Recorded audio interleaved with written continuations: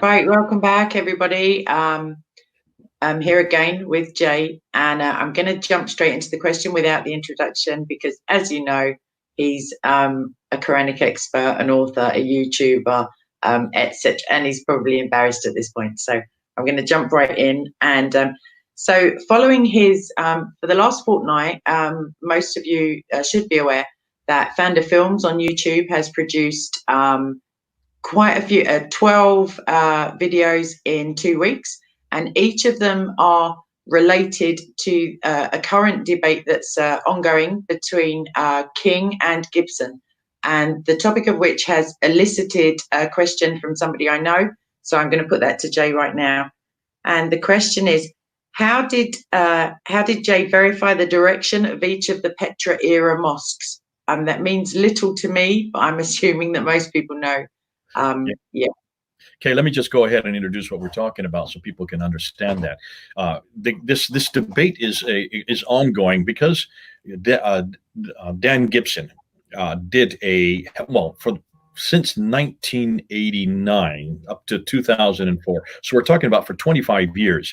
He spent his life for 25 years going to the Middle East, going to Jordan, going to these countries where these oldest mosques were. Now remember, the mosques were only beginning to be built in the 7th century. So he went to every one, over 100 of these mosques.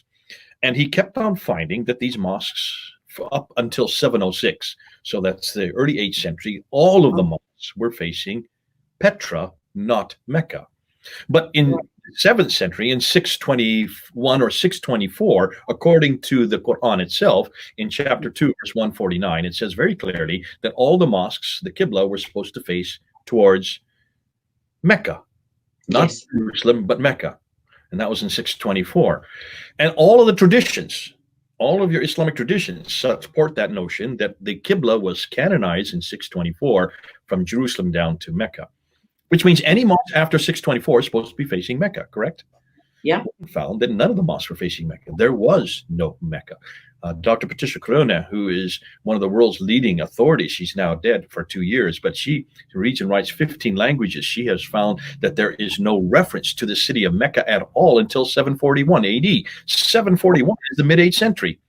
That's over 100 years after this. There is no reference on any maps. It doesn't appear on any maps until 900 AD. It doesn't appear in any inscription or any writing until 741 AD. Muhammad died in 632 AD. The Quran, the Qibla was supposedly canonized in 624 AD. And all the mosques that Gibson found, which he went to physically, were facing Petra. So how did he come and how did he know where these were facing? What was his tools that he used? And this is the question you're getting to.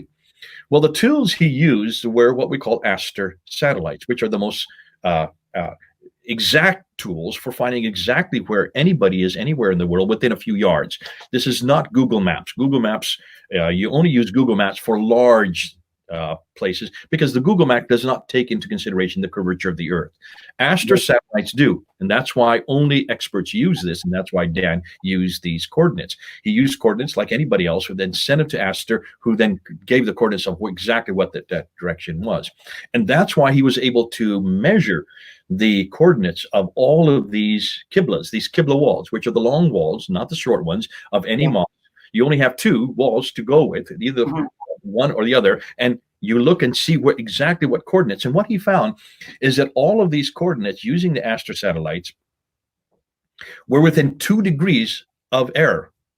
And these mosques were in Jordan, in Syria, they were in as far away as China, thousands of miles away.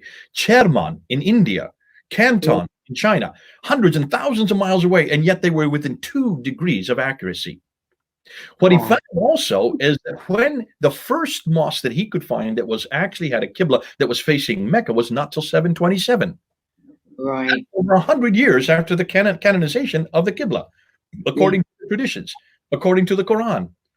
Sure that there's a problem, but what he's noticed is that after 727, every mosque that was facing Mecca were 4.78 degrees in error, almost double the error as the Qiblas towards Petra, proving that even the mosque towards Petra were more accurate, yet they were older and they should have been therefore more barbaric. And the ones that Yeah. were much less accurate, and yet they were linear, and they all use mathematics. So King came with proposition. He just used these 9th, 10th, and 11th century scholars who knew of these misdirected moths. They didn't know how to understand it. And so they were curious themselves. They had no reference point. And so they just made up all kinds of theories, about 10 different theories for all these reasons why they were all wrong, why all these moths were not facing Mecca. King, as the world expert, took their theories and just basically mimicked them, copied them, borrowed their material, and said, this is why they're all wrong. Gibson says, no, no, no, no, no. These are not in hundreds of different directions. They're only in 4 directions. And the first is Petra. And the Petrans are the most accurate. And they didn't have mathematics. They didn't use mathematics. So how did they get their moths so accurate? Well, if you got an hour, I can explain all that. We don't have an hour to do that. You can just go to your channel. Just go and look at those 12 videos, or just go up to Dan Gibson's channel. He also has a YouTube channel called Dan Gibson. He has six videos that explain all of this. And what has happened is Gibson has basically destroyed King's entire lifetime work. In just a period of a few years, he found that King was wrong in every case. But see, Gibson went to over 100 mosques physically. He physically went to those mosques. David King only went to 1. Right. David King used no modern technology to find out how accurate they were or how inaccurate they were. He had no idea how inaccurate they were. He never used that technology. He didn't want to. He didn't need to. He thought the Muslims from the 9th and 10th and 11th century knew what they were talking about.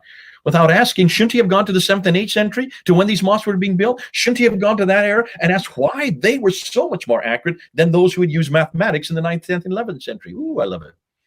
So that's the whole controversy. And then, as you noted at the very beginning, that's why King is so upset, because his whole legacy, his whole world, his whole work that he's been working on for almost 40 years goes right out the window because of a man who doesn't have a doctorate like he has a doctorate, does not have a chair like he has a chair, is not teaching at a reputable institution like he's teaching a reputable institution, that is not known like he's well known, has not had the accolades like he's had the accolades. Here's a archaeologist who just lived on the field, learned the language, went amongst the people, went to the places that were in question, and actually did the measurements, which is what King should have done, but did not. Wow, thank you very much. That's really comprehensive. And I know that the guy who asked the question is going to be really pleased with the answer. And obviously everybody else can be directed toward Dan Gibson's channel and to Jay's, which is Founder Films here on YouTube. And that wraps up that question. Thanks very much, Jay.